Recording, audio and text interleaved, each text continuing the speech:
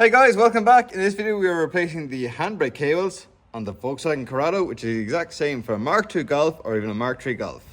So any of those type of generations. So keep watching and let's see how we can replace these handbrake cables. So why are we replacing the cables? Well, if you look there, it's all corroded. And on the far side, it's even worse. You can't really see it that well, but it is a big giant rust hole in it, and it's about to go for its NCT or its MOT, its road safety certificate, and I know it's not going to pass. The other thing that's a new thing that wasn't always is you can now no longer use zip ties or cable ties to hold the handbrake cable to the rear trailing arm. You have to use the OEM one, and I looked them up. They're like 10 quid each, and I have more than one car, so it gets very expensive after a while. So I'm going to use P-clips. So we're going to see how I'm going to do that as well. So yeah, that's where the brake line goes, and then in there. I don't know where that grommet went, that's missing. But there is one on the opposite side, wherever it is, up there. So you can see how rusty they are after a while. I think I'm going to paint these as well and see what I can do about that grommet that's missing. And that's where the handbrake cable runs. And up to there. Okay, let's dive into it. So after struggling to get the handbrake cable off the far side, I figured out the best solution. Just once you have it all removed, so it's only hanging here, grab it as hard as you can, pull. That now pulls it down, and hopefully the little arm will come down. Now just gently push it back up. You should be able to flick it off and pull it all the way out then. Go out. Just wiggle it like that, and out it comes. So now with it removed, let's have a look at it. Yep. Definitely time to remove it. I think that's the only bit of damage on it so far. Yep. Okay. So when I went to buy it, it said on the internet it was for a Mark II Golf and it was for the Corrado. And it has a ball at the end. This is the old one. And the new one, where the new one has this kind of hex angle to it. And the other thing is, it is so difficult to push that in and out. Like, I can just about pull it in and out, but like, it's not moving freely. Like, I have to push it. You can see the blood of my fingernails moving, like, it is tight. And the other one is, it's so easy to push it in and out. Like, there's no resistance in it at all. Okay, here on the workbench, I took the two tubes out of the Corrado, and this is what the handbrake lines fit into. These bits here from here are inside the car, and obviously the bits I painted black are outside the car. So the first job was to clean them up with the wire wheel, so they were nice and clean and shiny, because they were all rusted, because they are outside and they oxidize in the water and all the other dirt gets onto them. Then I used some of this hammerite crust, painted it on till they got blue, and then kept painting it till they went black. So if they go blue, it means you haven't put enough on, or there's still a lot of rust. Then once all the crust had dried and had gone black, I then put this black metal paint on, just cheap paint, just paint it on, but also put black straight down into the tubes till the paint came out the back. So now I know that inside is all painted as well. So now we're getting ready to put these two tubes back into the Corrado. Okay, we have the two pipes back in. So we have the handbrake cable all attached there. We follow it down. Now the plan is to reattach this end here onto the end of this pipe. So we're just going to feed it through.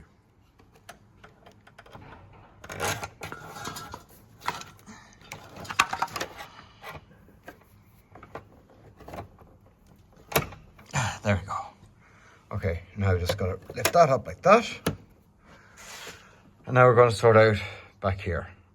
Okay, to hold on the handbrake cables to keep them in the right place, you can buy the proper clip, which looks like a big P-clip actually. And then you just push them into the two nipples just here. And they kind of like just grip onto it. And then if you pull hard enough with probably a screwdriver or a pry bar, you can then pop them off again. Where I thought, you know what? These P-clips, you buy them for like about £1. Like, they're really super cheap.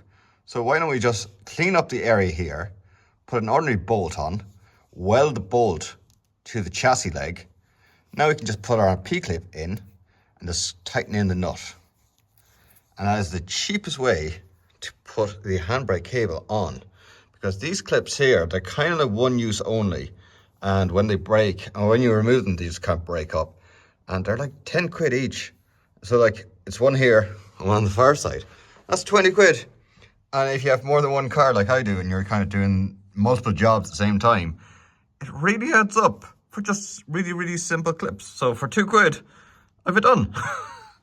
So yeah, you have to buy, obviously, a nut. Now the nut and bolt, when you remove it, the bolt will actually stay there.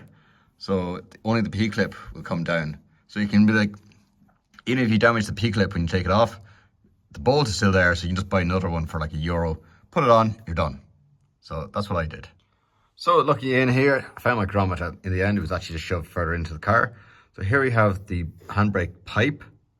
So this is the handbrake cable that starts from here. So there's the 2 joints. Comes all the way down. One held here. Coming down, another one is held here. And it is in line. It's just holding it there. Like, it's holding it, but not like squeezing it. Same with the P-clip. The line is actually just running on the outside. But it's far enough away from the wheel. I have the cover there. It's not to burn the tire when I'm welding. But yeah, so that's that. And it's held in really nice and neat and tidy. And then it goes all the way back. Now, there probably is a clip that I'm missing that goes here, but to be honest, I don't think I need it. Or at least the handbrake works. So yeah, that's what we were doing. So that's how I did it. Okay, now to set the handbrake. So I've tightened the 2 nuts, and this little lever here is fairly level. Slightly to one side, but it is fairly level. So then pull up and down the handbrake a load of times till it gets nice and tight. And now you have the handbrake partially set. So you come over here to this wheel, give it a spin. It spins, the opposite one does the exact same. Come back in here, go up 2 clicks. 1, 2 clicks. Check the wheel now. There's a good resistance in it. Go up 1 more click. Check now. Yeah, that's tight. Go around to the far side, 3 clicks. Yeah, that's fairly tight. Okay, now we're going to release the 3 clicks. Down 3 clicks, all the way down. And it's loving free. So, by doing this, when you pull the handbrake up like 5 or 6 clicks, those wheels are going to be absolutely locked. And then obviously when you release it all the way down so there's no clicks, the wheels turns lovely and free. So, rightly or wrongly, I don't know, but that's how I adjusted it and set it. So, what I did was, every time I went up 2 clicks, I think 2 clicks was my standard I went to, and if I could spin the wheel and the 2 wheels weren't even, whichever one I didn't think was tight enough, I tightened that side till eventually, like, it does end up fairly level, and you test the wheels, and if the wheels are spinning when it's all the way down and at 2 clicks there's a good resistance, that's what I'm going to call set or calibrated or adjusted. So obviously if you pull up the handbrake 2 clicks and the driver's side one is absolutely tight and the passenger one is still loose, well then you know you have to tighten this one or else slacken off this one. And you're trying to adjust them all the time. So if you tighten one, you're actually tightening the other one. And if you loosen one, you're actually loosening slightly the other one as well, because it's a pivot as well. So yeah, that's why I went up 2 clicks. So once you're at 2 clicks, you know everything is nice and tight. So then in a handbrake situation, when you're stopping on a hill or whatever, you put it all the way up, you know that those levers are really tight, or the handbrake cables or the handbrake itself or the brake caliper is really tight on the wheel. And then when you let it down, there's absolutely should be no resistance. So it's all the way down. That's spinning lovely and free. Now, that's a brand new disc. You can just see the wear pattern just because I was driving around the yard with it. And new pads. So they are bedding in, and obviously as it drives around, it'll actually like be perfect there. So just ignore that. But as you are driving, you just like say the first like kilometer or like mile, or just when you're driving around the yard, whatever you're doing, it will be bedding in all the time, and you may have to readjust it. But that's it so far. I'm really happy with that. So say like in an emergency situation or we're on a hill, whatever, give it a good pull up. So that's fairly pulled up. There's absolutely no way I'm going to turn that. So that's how I adjusted the rear brakes on a Mark II Golf or a Corrado or even a Mark III Golf. So this is the Corrado. I'm sure it's the exact same for the other two cars. So thanks very much for watching. Give me a thumbs up, subscribe over there. And as always, guys, thanks for watching. See you later. So I forgot to show it in the main video, but I did actually get my little brake rewind kit and rewound the caliper all the way in, and then pulled the handbrake a good few times and let it come back out, and then did it once more, wound it all the way back in. That way I knew that there was absolutely no rust or any corrosion on the piston, and the piston inside the brake caliper should be moving lovely and free.